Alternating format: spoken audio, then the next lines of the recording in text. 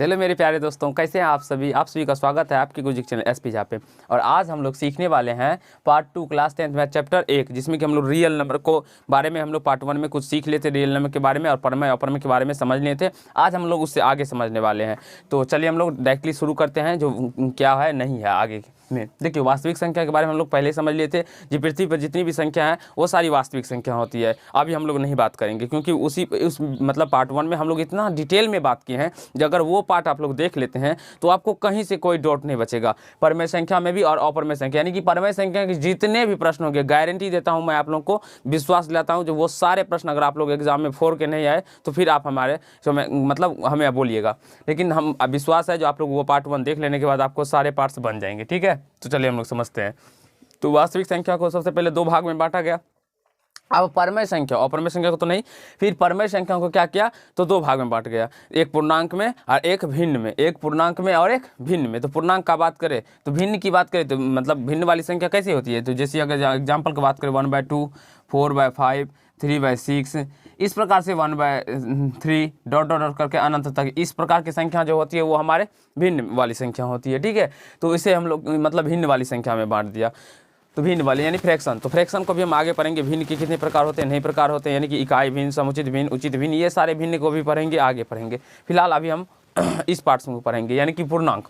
अब क्या किए वैज्ञानिक लोग जो बैठे हुए थे, तो वो पूर्णांक को क्या किए 2-3 भाग में बांटे, एक धनात्मक पूर्णांक, एक जीरो और एक ऋणात्मक पूर्णांक। क्या किए तो 3 भाग में बांटे। तो धनात्मक पूर्णांक के अंदर कौन कौन सी संख्या आती है वो समझ लेते हैं। धनात्मक पूर्णांक के अंदर जैसे कि +1 हो, तो प्लस तो लिखते नहीं है, इसलिए हम लोग डायरेक्टली लिखते हैं 1 हो, +1, +2, +3, +4 डॉट डॉट करके अनंत तक जितने भी संख्या होती है वो हमारी क्या हो जाएंगे, वो धनात्मक पूर्णांक होते हैं, यानी कि पॉजिटिव इंटीजर्स होते हैं। पॉजिटिव इंटीजर्स यानी कि पूर्णांक, इंग्लिश में इंटीजर्स कहते हैं।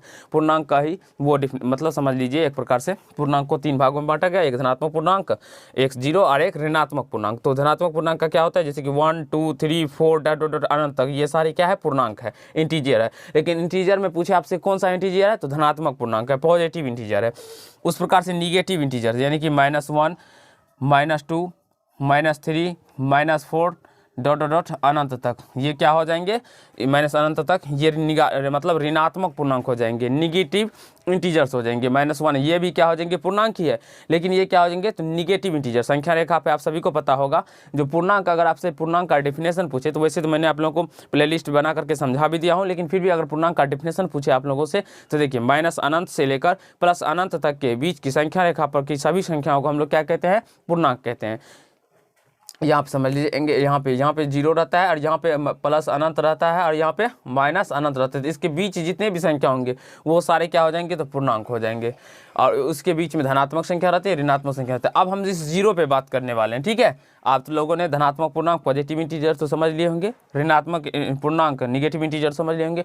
अब जीरो कौन सी संख्या है, जीरो ना तो धनात्मक संख्या है और ना ही ऋणात्मक संख्या है। तो जीरो कौन सी संख्या है, तो अगर जीरो का बात करें तो ये सम इंटीजर, यानी कि इवन इंटीजर्स है, इवन यानी कि सम पूर्णांक है। हम लोग जीरो को क्या कहते हैं, सम पूर्णांक, सम संख्या भी नहीं कहेंगे हम लोग। ठीक है, जीरो मेरा सम संख्या नहीं है। आपसे अभी कभी भी पूछे, अब क्यों नहीं है वो आगे हम लोग समझ लेंगे जो क्यों नहीं है। ठीक है, जीरो को क्या है, जीरो क्या है तो सम पूर्णांक है, सम संख्या नहीं है। ठीक है, ना ही विषम संख्या है, ना ही सम संख्या है, ना ही अभाज्य संख्या है, ना ही भाज्य संख्या है। जीरो भाज्य अभाज्य मतलब इस प्रकार की कुछ भी संख्या नहीं है। जीरो क्या है, केवल सम संख्या है। तो इस प्रकार से वो वैज्ञानिक लोग बांट दिए। अब हमारे धनात्मक पूर्णांक से क्या होता है, तो धनात्मक पूर्णांक से प्राकृत संख्या निकल के आती है।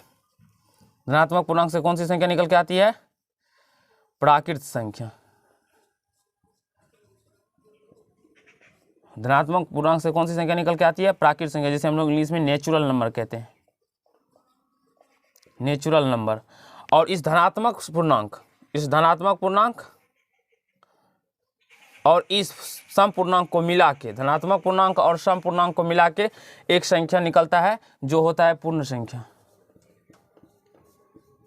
पूर्ण संख्या जो होता है पूर्ण संख्या, जिसे हम लोग इंग्लिश में होल नंबर कहते हैं।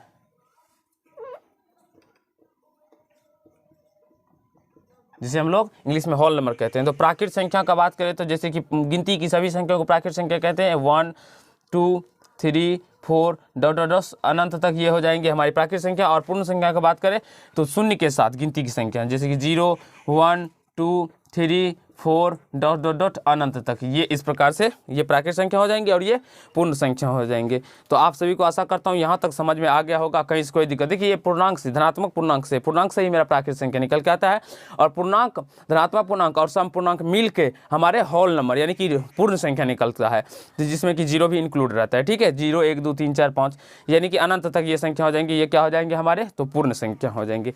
अब हम लोग आगे समझते हैं। अब यहाँ पे प्राकृतिक संख्या हम लोग हेडिंग देते हैं और समझते हैं इसके बारे में। नेचुरल नंबर,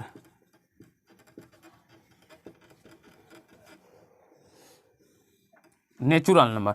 अब हमारे जितने भी संख्या होते हैं, प्राकृतिक संख्या के एग्जांपल तो बताए 1 2 3 4, ये सारी संख्या क्या है, तो नेचुरल नंबर है। अब जितने भी संख्या है वो सारे संख्या क्या है हमारे, तो प्राकृतिक संख्या है। जैसे कि अगर हम बात करें फर्स्ट में सम संख्या,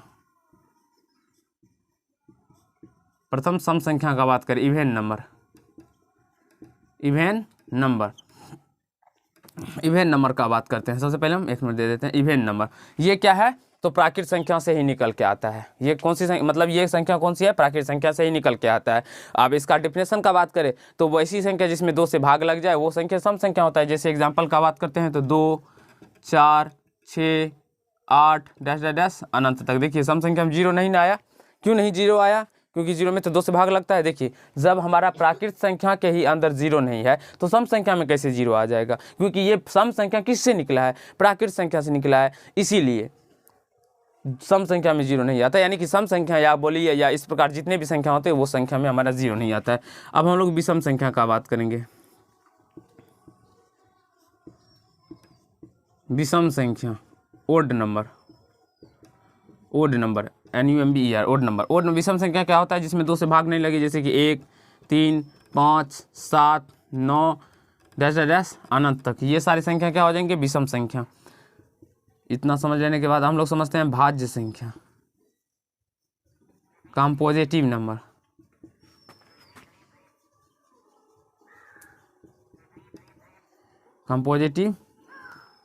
कंपोजिट नंबर यानी कंपोजिटिव नंबर। तो कंपोजिट नंबर क्या होता है, भाज्य संख्या क्या होता है, भाज्य संख्या होता है जिसके यानी कि 2 से अधिक गुणनखंड हो, more than 2 factors is called composite number. यानी कि जिसके 2 से अधिक गुणनखंड हो, सिंपल में हम समझेंगे, या आप लोग इस प्रकार से, जिसके 2 से अधिक गुणनखंड हो वो भाज्य संख्या कहलाते हैं। तो कौन सी ऐसी संख्या जिसके 2 से अधिक गुणनखंड होंगे, 2 से अधिक गुणनखंड होंगे, जैसे कि 4 फिर 6 फिर 8 फिर 9, इस प्रकार की संख्या जो होंगे वो क्या हो जाएंगे, हमारे अभाज्य संख्या हो जाएंगे। 4 6, देखिए 4 का गुणनखंड करेंगे तो 4 में कौन कौन सा क्या भाग लगता है, एक 2 से लगता है, एक से लगता है, एक 2 से लगता है, एक 4 से लगता है। इसके तो 3 गुणनखंड हुए ना, 2 से अधिक गुणनखंड हो गए ना, तो इसीलिए ये क्या हो गए, तो भाज्य संख्या हो जाएंगे।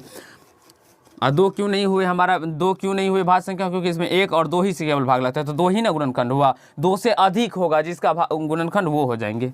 ठीक है, भाज्य संख्या। अब हम लोग अभाज्य संख्या, और भाज्य संख्या को हम लोग यौगिक संख्या के नाम से भी जानते हैं। भाज्य संख्या को किस संख्या के नाम से जानते हैं, यौगिक संख्या के नाम से भी, ये आपको ध्यान रखना होगा। अब अभाज्य संख्या को जानते हैं।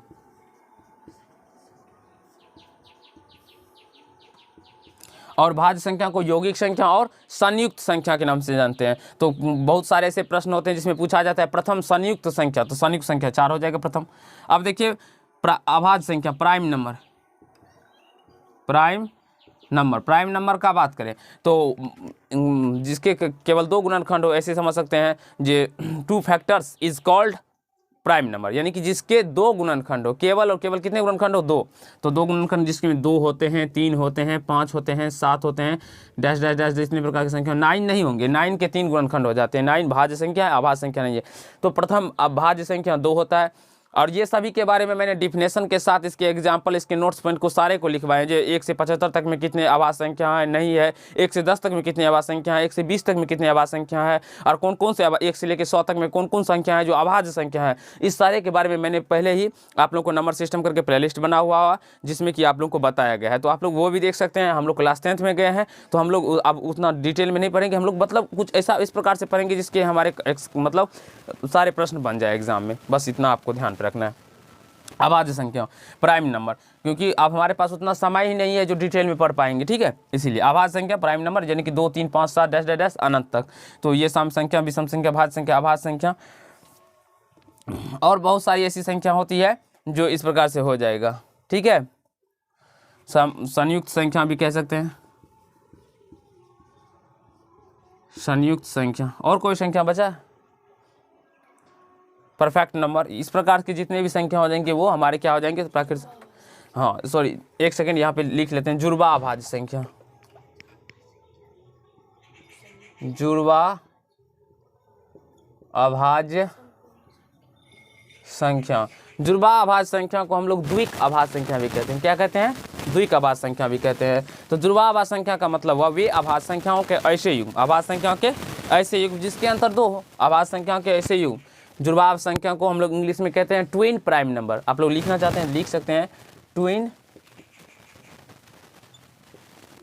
Prime number. जुड़वा अभाज्य संख्या को हम लोग कहते हैं ट्विन प्राइम नंबर। अभाज्य संख्याओं के ऐसे युग्म जिसके अंतर 2 हो, जैसे कि 3 और 5, 3 और 5, 5 और क्या 5 और 7, उसके बाद हो जाएंगे 11 और 13। इस प्रकार के संख्या क्या हो जाएंगे हमारे?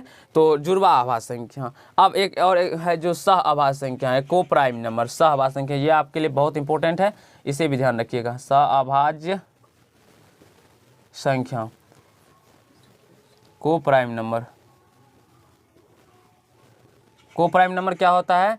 तो वे प्राकृत संख्या जिनके मौसो 1 हो, वे प्राकृत संख्या जिसमें, या इस प्रकार से भी याद रख सकते हैं, जिनका मौसो 1 हो, यानी मतलब दो प्राकृत संख्या होंगे जिसका मौसो 1 हो जाएगा, वो दोनों क्या हो जाएंगे हमारे? तो सह अभाज्य संख्या हो जाएंगे। तो जैसे एग्जाम्पल का बात करें तो हम चलिए समझ लेते हैं।